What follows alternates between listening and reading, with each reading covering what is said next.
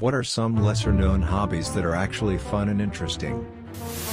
I make my own cheese. It's fucking amazing when you can have a 20 pounds wheel of homemade cheese to eat and distribute to friends.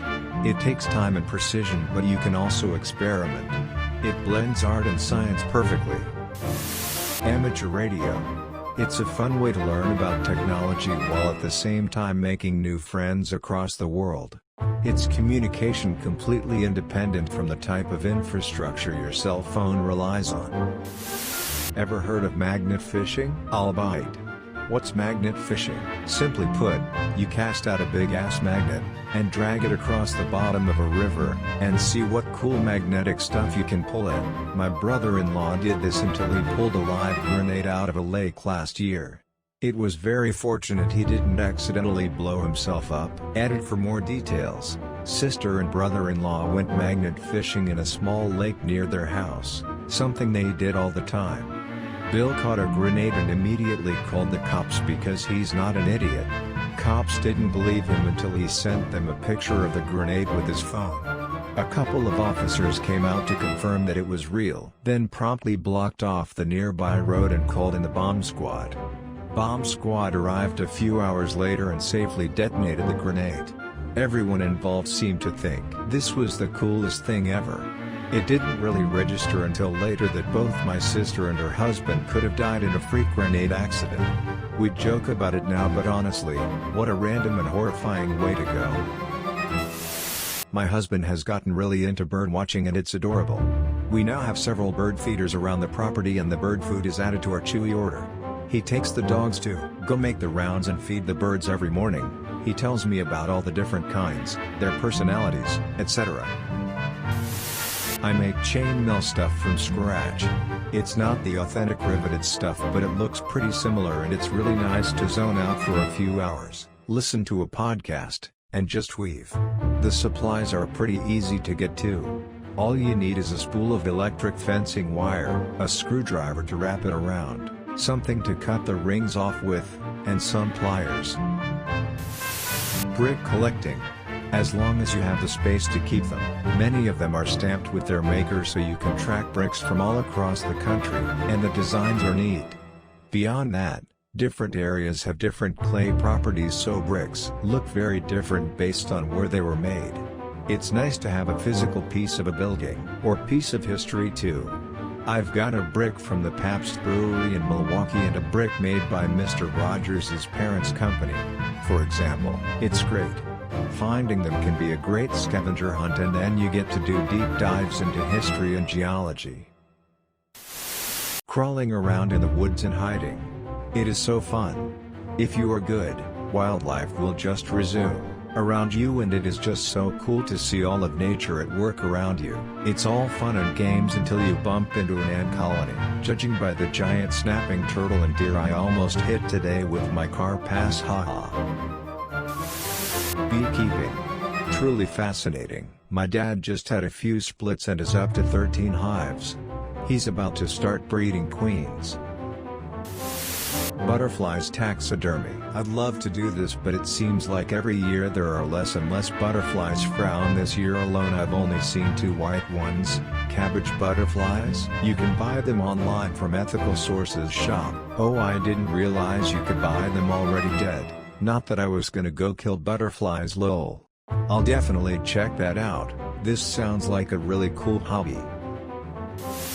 Stage makeup. Everyone knows about beauty makeup and cosplay, but stage makeup is basically the basis of all of that. Casual, avant-garde, yourself only more so, fantasy, etc. are all branches and can be so much fun to explore. The history itself is rich and interesting, and the process is artistic and fulfilling. I have an unusual hobby.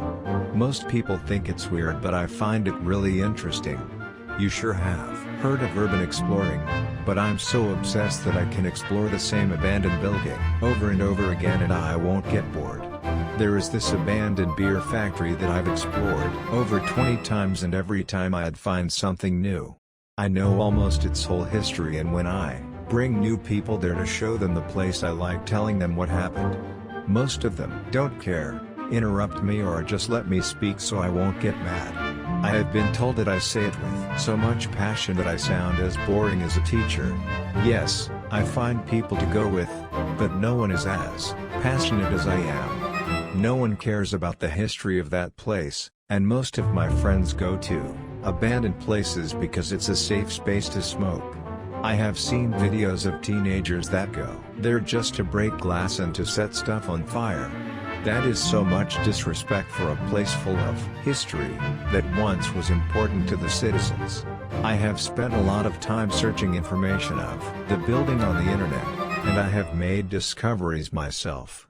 The last 2 times I've been there I have found many printed pictures and rolls of film that date from 1987, 2000 and 2002. That was the best discovery I've ever made. I have told many people of what I found but really no one seemed to care. I took the rolls of film to a center to scan them. I'm still waiting for the results. The pictures were of some people demolishing some buildings at the factory, wanting to build a mall. The project was then abandoned because it was too expensive and the building was in a really bad shape. Everything was falling apart. People think it's an unusual hobby because it's dangerous, but I walk past abandoned buildings every day. They are everywhere, on my street, in the old town, on my way to Shook, etc. I just can't ignore them. Every time I see one, I search it on the internet. If it is there, I try learning their history. In a world full of mystery, I want to know what happened to all those places. Why were they abandoned? Who abandoned them? Why no one takes care of them? I just love it. It's also interesting because, for example, I could enter a working factory where I can't get in the morgue of a hospital, so if there is an abandoned place like these I have a chance to see that. Chinese/Japanese brush painting is something I picked up recently. It's not too expensive to buy a cheap kit off the internet that would have everything you need to start off. Also, it's one of those things that can get deeper and more complex as you dive into it, so there's plenty of work to do if you enjoy that type of thing. Knife making. I just started making shop knives a month ago. I got a small block of Purple Heart for $5 and my dad works at a violin shop in Atlanta, so he brought home a fingerboard made out of ebony and a small sheet of knife metal, and we turned it into a really nice shop knife that I gave to my friend as gift.